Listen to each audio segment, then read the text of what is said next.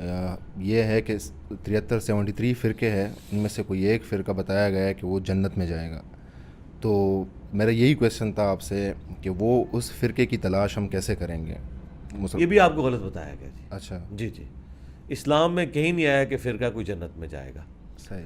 صرف ابو داؤد میں حدیث یہ ہے کہ 72 فرقے جہنم میں جائیں گے، ایک حق پر ہوگا. اسے فرقہ نہیں کہا گیا، اسے کہا گیا وہ جماعت ہے.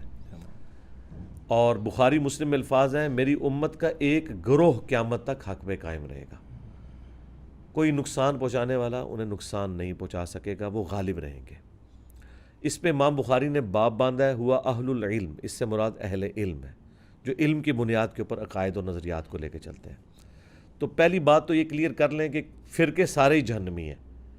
73 فرقے نہیں ہیں، 72 فرقے ہیں اور ایک جو ہے وہ جہنمی ہے.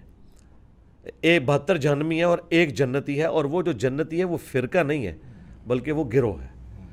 کیونکہ ہم نبی الاسلام، صحابہ اور اہل بیت کو فرقہ کیسے کہہ سکتے ہیں؟ فرق عربی زبان میں کہتے ہیں ٹوٹ کے الگ ہونے والے کو. اب کیا صحابہ، اہل بیت اور نبی صلی اللہ علیہ وآلہ وسلم کسی بڑے فرقے سے ٹوٹ کے الگ ہوئے تھے کہ وہ فرق تھے؟ فرق تو لفظ ہی ایک گالی ہے جو آپ پیغمبر کو یا ان کے ساتھیوں کو یا ان کے اہل البیت کو دے ہی نہیں سکتے. وہ تو فرقہ ہی نہیں تھے، وہ تو ملت ابراہیمی تھی، وہ تو اللہ کا ریلیجن اسلام تھا. فرقے اس سے ٹوٹ کے الگ ہوئے. درخت سے جب پتے فرق ہوتے ہیں تو ہم انہیں کہتے ہیں یہ فرقہ ہے. پتا یہ نہیں کہہ سکتا کہ ایک فرقہ میں ہوں اور ایک فرقہ یہ درخت ہے. تو درخت کہے گا کہ تو مجھ سے ٹوٹ کے الگ ہوا، میں تو تیری اصل تھا. تو اصل تھی دین ابراہیمی اسلام، اس سے ٹوٹ کر فرقے الگ ہوئے.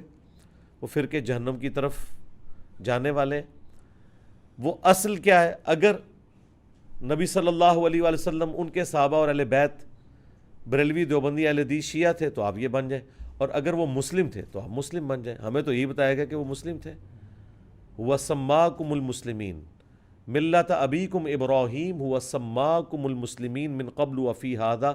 پیروی کرو ابراہیم کی ملت کی، جنہوں نے اس قرآن کے نزول سے پہلے تمہارا نام مسلم رکھا، اور اللہ تعالیٰ نے بھی اس قرآن میں تمہارا نام مسلم انڈورس کیا ہے.